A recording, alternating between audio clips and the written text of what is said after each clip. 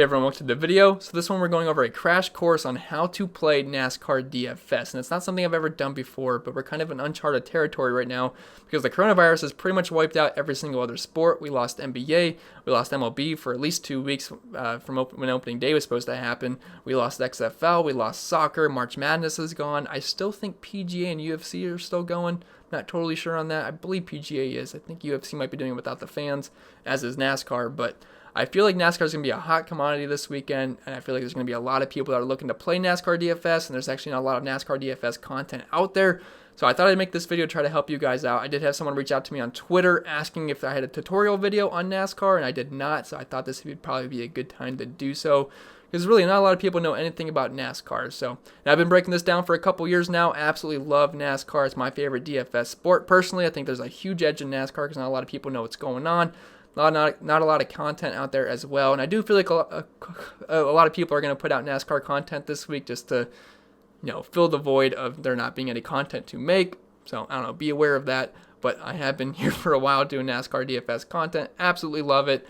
So we're going to be doing a crash course video on how to play. But before we continue, as always, if you guys could just leave a like, and if you're new to the channel, please hit the subscribe button. Really helps me out. Really appreciate it. I mean, if you're going to be playing NASCAR DFS for the rest of the season, you might as well hit that subscribe button because I'm going to be here all season long breaking down each and every single driver, each and every single slate, and each and every single track. You might as well hit that notification bell so you get notifications for when I post my videos. And if you want to follow me on Twitter, I'm at Pennell16, and I would recommend following me on Twitter for a couple of reasons. One, yes, I want more followers. That would be pretty nice. But two, more importantly, I do try to retweet as much important NASCAR information that I can find because you guys need to be able to keep up on NASCAR news. Yes, you have to pay attention to NASCAR news when it comes to NASCAR DFS because there's inspections, people can fail inspections, people can drop to the rear before the race. And I'll try to retweet as much important information that I can from those beat writers because I know a lot of you probably don't know exactly where to look for good NASCAR information from beat writers. Well, I do, so I try to retweet that information and also tweet out my own stuff as well. And if you want to support me over on Patreon, it's always much appreciated. I got over 100 Patrons last week, which is absolutely awesome, mostly NASCAR. I feel like I do a pretty good job breaking down this NASCAR DFS stuff. I know I have a lot of people that know anything about NASCAR, and I actually had one guy take down, I think, 2 tournaments already, so he's been doing pretty well. So if you want to hit that link in the description below, it'll take you to my Patreon page where you can get access to any of my extra content, which I will show you right now. Alright, so if you hit that link in the description below, it takes you to my Patreon page where you can get access to any single sport. I know NBA is not going on anymore at the moment, and MLB is not either, but I do have an all-sports package for when all those do start up again. But for the NASCAR package, you can get access to my entire NASCAR model, my cheat sheet, my data sheet, my Discord chat, where as soon as you sign up, I have it integrated where it'll put you right into my Discord chat. You can ask me all the questions you want at any time of the day. I'll answer, or you can just hang out. We got a lot of fun people in there, good people, and everyone will answer your questions.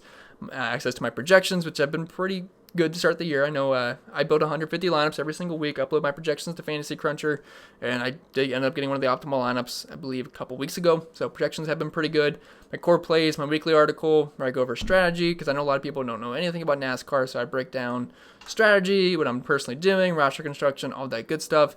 I do my tier rankings and my GPP exposure so you can see exactly who I'm going to be the highest on, who I'm going to be the lightest on, whatever. So, hate to sound like a drawn-out commercial, but had to plug it. So, again, if you hit that link in the description below, this is my Patreon if you're interested. But without further ado, let's get into the crash course how to play NASCAR DFS video. Alright, so one of the most important things I think when it comes to NASCAR DFS is being able to identify what drivers, what type of drivers. So we have our Dominators, guys that lead laps, guys that accumulate Dominator points, which we'll talk about in a little bit, guys that can win races. Then we have our place differential guys, these are pretty much guys that start mid-pack or at the very back and they move up. Those are place differential guys. I'll go more in depth on that as well. Then we have our cheap scrub drivers where we're pretty much just hoping they finish the race and finish a couple spots higher than where they started. So first we're going to talk about Dominators, and then we'll go from there. Let me make sure everything's on the screen, and I don't think it is. Let me fix that. All right, should be good now. So Dominators, these are guys like Kevin Harvick, Kyle Busch, Joey Logano, Brett Keselowski, Martin Truex. I'm missing a couple guys, but I'm not going to name them all. Those are your Dominators. Those are your guys you're probably going to see that's most of the time winning the race. Like Joey Logano, he's won 2 races already this season. You're never going to see guys like Michael McDowell, Bubba Wallace, not David Reagan anymore, but none of those guys are going to win races. You're pretty much just hoping those guys finish in the 20s. But these Dominators, These are guys that accumulate Dominator points. These are guys that accumulate fast lap points, laps led points. So for each and every single fast lap you accumulate, which means you were the fastest driver that lap, best time around, the shortest amount of time, you get half a point per lap, which does not seem like a lot, but when you're talking 300 plus laps in a race, yeah, that's pretty important. Then you have your laps led points, which is pretty self-explanatory. You led that lap, you were in first place. You get a fourth of a point per lap, which does not seem like a lot, but again, when we're talking about 300 plus laps, it can be pretty important. And it's absolutely impossible to win a GPP without at least one or more at most tracks. Like Atlanta, we're going to probably want 1 to 2 Dominators per lineup. Now, you can get away with it at tracks like Daytona and Talladega where you don't need Dominators, but at these intermediate tracks, short tracks, pretty much just any regular track besides a super speedway, you need Dominators in your lineups because you're not winning a GPP. I don't care how good your place differential plays. If you don't have the main Dominator, and at least the minor Dominator, you're pretty much SOL. And for example, Kevin Harvick, he's the guy in the picture. He averages 160 laps led and 60.8 fast laps per race the last 6 races at Atlanta, which just happens to be this week's race. I mean, I don't know if you guys have any numbers to compare that to, but that's pretty darn good. And if you just add those numbers up, that's just 70.4 Dominator points just by themselves, and that's in addition to the other points he will score from where he finishes and his place differential points if there was any. So yes, Dominator points, they're very, very important. These guys are the most expensive drivers, but it's for a good reason. You're going to have them in your lineups. You don't fade Dominators just because they're expensive. I mean, you can a couple, sometimes, but they're expensive, but it's for a good reason. You have to have Dominators in your lineup. Very, very important. So now we'll talk about the second most important guys, which are our place differential guys. These guys are also important. So now they're more important at some tracks than others, like at super speedways and other tracks, but they're still important at most tracks. So after we filled our lineups with about 1 to 2 Dominator spots, we should probably look to round it out with some place differential guys. And for every spot a driver moves up after the race, Draftkings will award them 1 point. Doesn't seem like a lot, but if these guys are moving up 20, 15, 10 spots, that can add up. And on the flip side, though, they will lose a point for every spot they lose after the race. So let's say we have a guy starting 5th and he finishes 10th. He's losing 5 points. That sucks. And by targeting drivers starting in the 10s, 20s, and 30s, these guys offer us a higher floor than guys that are starting in the top 5. Because if we think a guy's starting in the top 5 and we don't think he can finish in the top 5 or lead any laps at all, he's probably going to be a fade that week. And if there's a guy that's a similar price, he's starting in the 20s or 30s, and we think he has the same finishing potential, say we think both guys can finish anywhere from 8th to 10th place, we're playing the guy starting in the 20s every single time because there's so much more safety there, and there's just a lot more ceiling as well. There's a higher floor and a higher ceiling. So that's why we want to play guys starting in the back when it comes to our place differential drivers. Those guys, they're not going to lead laps, but they're going to make up for it with the place differential they're getting. And if you move up 10 spots, that's equal to leading 40 laps when it comes to how DraftKings scores their drivers. So yes, place differential guys are very, very important. Then we'll move on to the least favorite section. It's our cheapos. Now, I don't think anyone else calls these guys cheapos, but I do. So I just know it's a fun name to say instead of scrubs, or you can call them back markers, duds, whatever. I like to call them cheapos.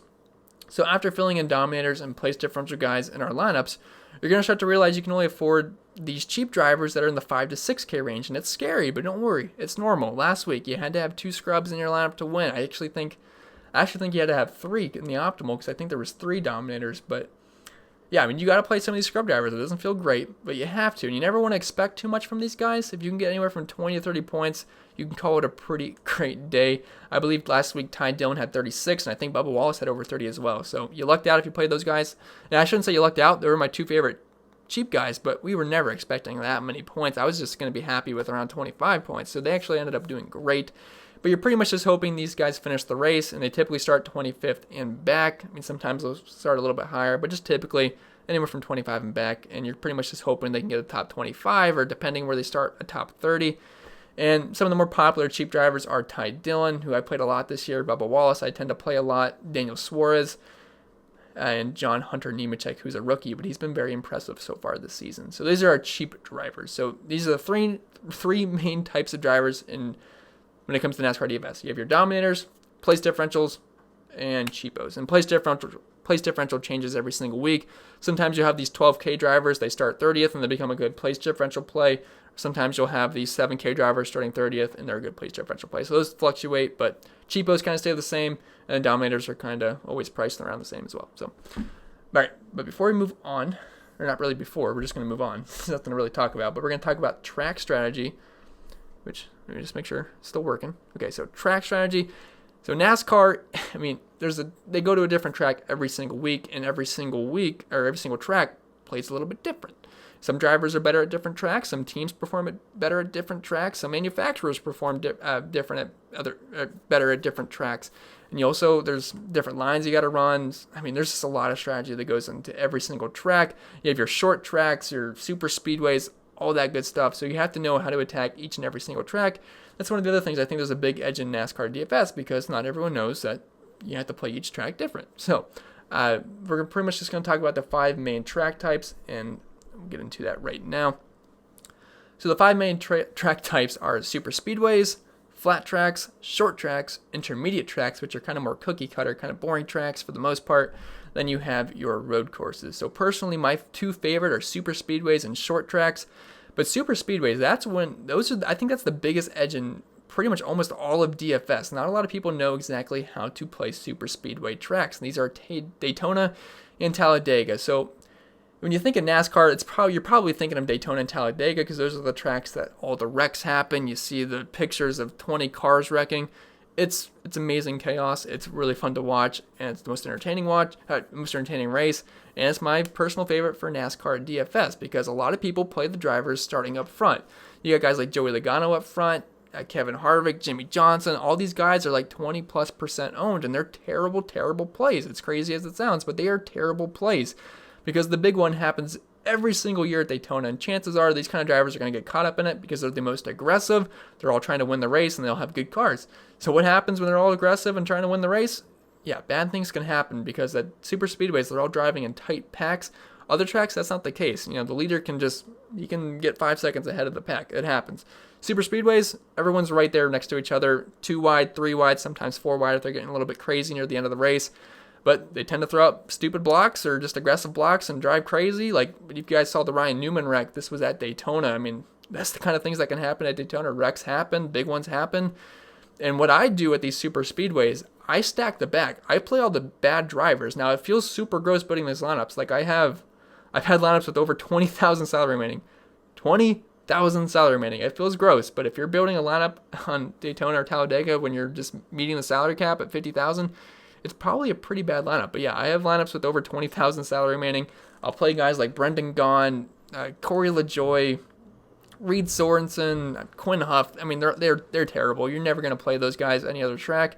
But Daytona and Talladega, you certainly can do that, because if they're pretty much going to avoid the wrecks, because they're so bad, they just stay in the back. Although sometimes they can get up front early, but they're not looking to really win the race. They're just looking to survive and get a top 20 and look good for their team, which tends to happen. I believe Corey LaJoie, Brendan Gaughan scored around 60 fantasy points. Meanwhile, if you're up front and wreck, you're scoring like a negative 20 or negative 30. And even if you're in the back and you wreck first, and say you started 40th and you finished 40th, you're still getting like 4 points, which is way better than the guys that are getting negative 20 and negative 30.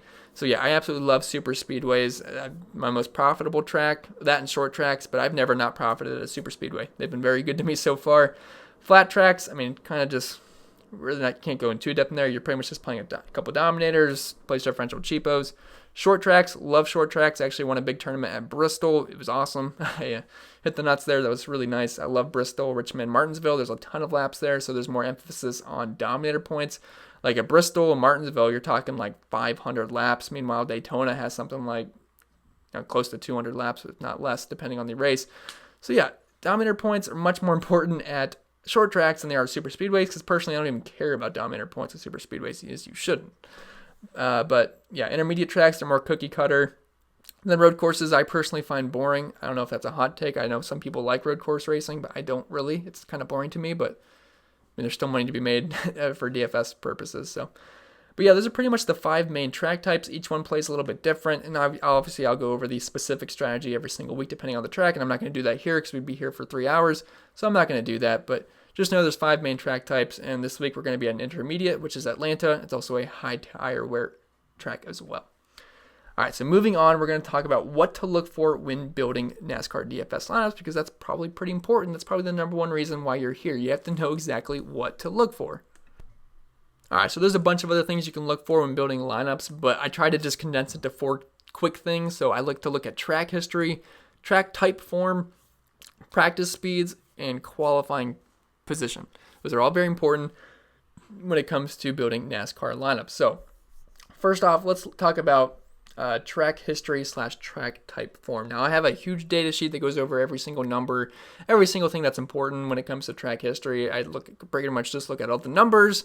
I have a little preview of it kind of shaded behind me. It's just very, very small portion. It's very, very long, but this is just a very, very short cut up portion. I think it's only showing you average Draftkings points per race. But so it's just really important to know how a driver performs at a certain track or the specific track. Like some drivers, say Kevin Harvick's amazing at Atlanta. Now, there's some other tracks he's not as good as. I mean, he's pretty much good at almost every single track, but Atlanta, he's the guy that's averaging 106.4 fantasy points right above me. That's very, very good. And there's some drivers that are good at other tracks, and some drivers are good at other tracks. So you got to know who to target that week. Like I know Kurt Busch is really good here, and there's some tracks that Kurt Busch is not good at. So you just have to be able to identify which drivers excel at which track, and then you can compare that to the track type form as well. And some of my favorite stats that I like to use every single week, just kind of more basic stats. It's driver rating, average Dominator performance, which I kind of grouped into laps led, percent of laps led, fast laps, that kind of stuff on average finish, and average running position, which I think average running position is a very good indicator of how they perform, because sometimes if a driver crashes out, their average finish is going to look pretty darn bad, but average running position kind of paints you a better story. Like say a guy has an average running position of 6.7, but his average finish is 16.7. So you can kind of identify that he's just kind of running into some bad luck with wrecks or maybe trouble on pit road or something like that. So yeah, that's the track history / track type form. Now we can move on to practice speeds, which is very, very important. So I do have a area on my spreadsheet that does show the practice speeds. I have 1 lap data, 5 lap data, 10 lap data, 15 lap data, whatever, 20 lap and 25 lap as well. Now, I mean, at Bristol and Richmond and whatever, we can get into 30 lap data as well. But so the importance of practice speeds is we use these practice speeds to indicate who has fast cars over the weekend. Easy as it sounds, right? For example, a couple weeks ago, Alex Bowman at Fontana, Auto Club, whatever, he had a rocket ship in practice. He was first in the 5 lap, 10 lap, 15, 20 lap. I mean, he had a good short run speed car and he had a good long run speed car. And he ended up dominating the race and winning. And if you didn't have Alex Bowman, you were not winning a GPP. He absolutely crushed. I believe he had over 100 fantasy points. So his speed in practice transferred to the race. And a lot of times, that can be the case. Now, there's sometimes practice. I mean, it's not a perfect exact science. If it was, I'd be absolutely rich because I can obviously look at practice speeds and just transfer to the race. I'd be living on my own island if that was the case. It's not a perfect science, but a lot of times it can transfer over to the race. And a lot of people don't even look at practice times. So it's a nice little tool to use, practice speeds.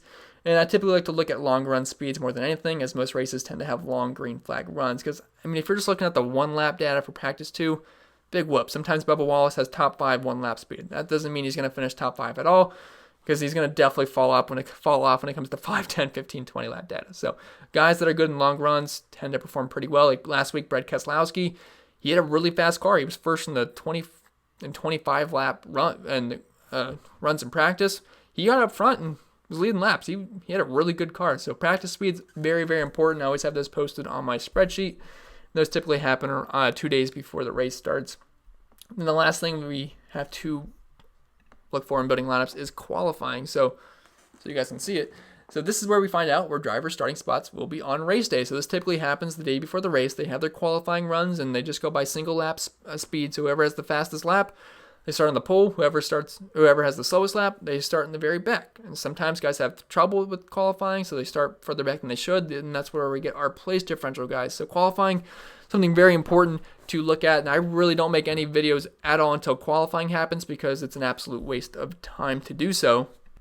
Sorry, I unplugged my camcorder for a second because it was all blurry, but I mean, qualifying, I can't do any content until qualifying happens because I got to know where guys are starting to be able to build DFS lineups. So qualifying, something that's very, very important.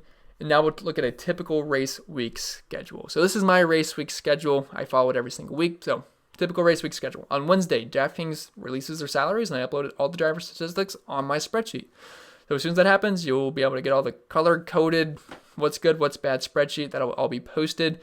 Then Friday afternoon / Friday evening, we'll have practice 1 and final practice that takes place. That's where we get our practice speeds from. And then Saturday afternoon, we have qualifying, and I'll upload the spreadsheet with practice speeds right after Friday afternoon happens, the 2 practices. Then, like I said, we have our qualifying on Saturday afternoon. Then after that, I get busy. I'm busy the rest of the Saturday because I publish all my content. I do my YouTube video first. That's like my first run through the entire slate. I just like to get my first thoughts out there, and then I do my more polished thoughts for my Patreon members, which includes my article, projections, rankings, Discord chat, GPP exposures, cheat sheet, all that good stuff. I do a whole bunch of stuff for that. That goes on from Saturday evening through Saturday night and Sunday morning as well. Then Sunday afternoon, we're building our lineups, and then we have a race day. So that's my typical race week schedule. It's nice to follow a routine. So that's what I pretty much do every single week. And then I believe we have a couple more things. So I want to go over the scoring breakdown on Draftkings. I got to fix that because it's not showing up all the way. Okay, so this is the scoring breakdown. So I just stole this from Draftkings and put it on my own spreadsheet. But for place differential, you get plus or minus 1 point depending on if you gain spots or lose spots. Already went over that. Then you have your Dominator points when it comes to fastest laps and laps led. That's a half point for each fast lap and a fourth of a point for each lap led.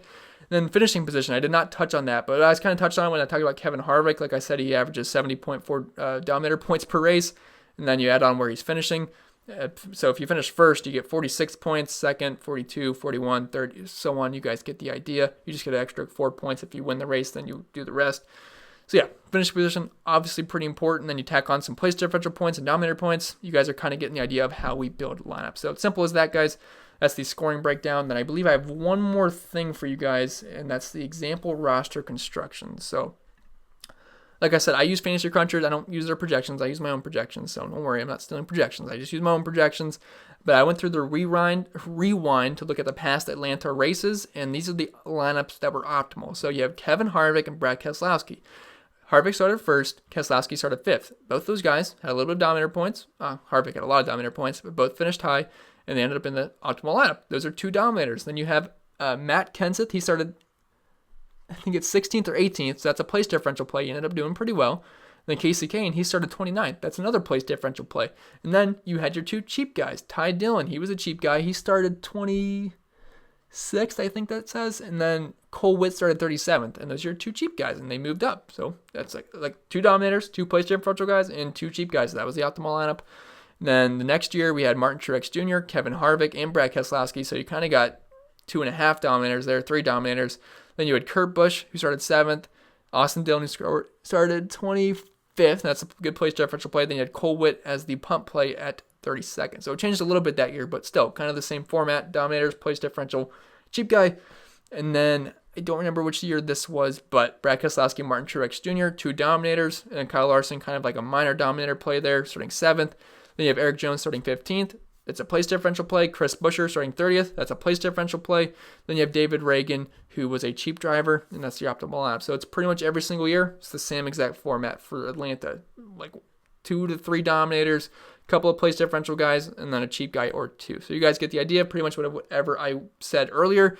And then actually, I'm not just saying stuff to say stuff. This is how the optimal lineups end up working. So those are just the example optimals from the past recent races, and that's pretty much going to be it if I want to recap this really quick. Most important takeaways from this video is there's 3 main types of drivers. There's your Dominators, your place differential guys, your Cheapos.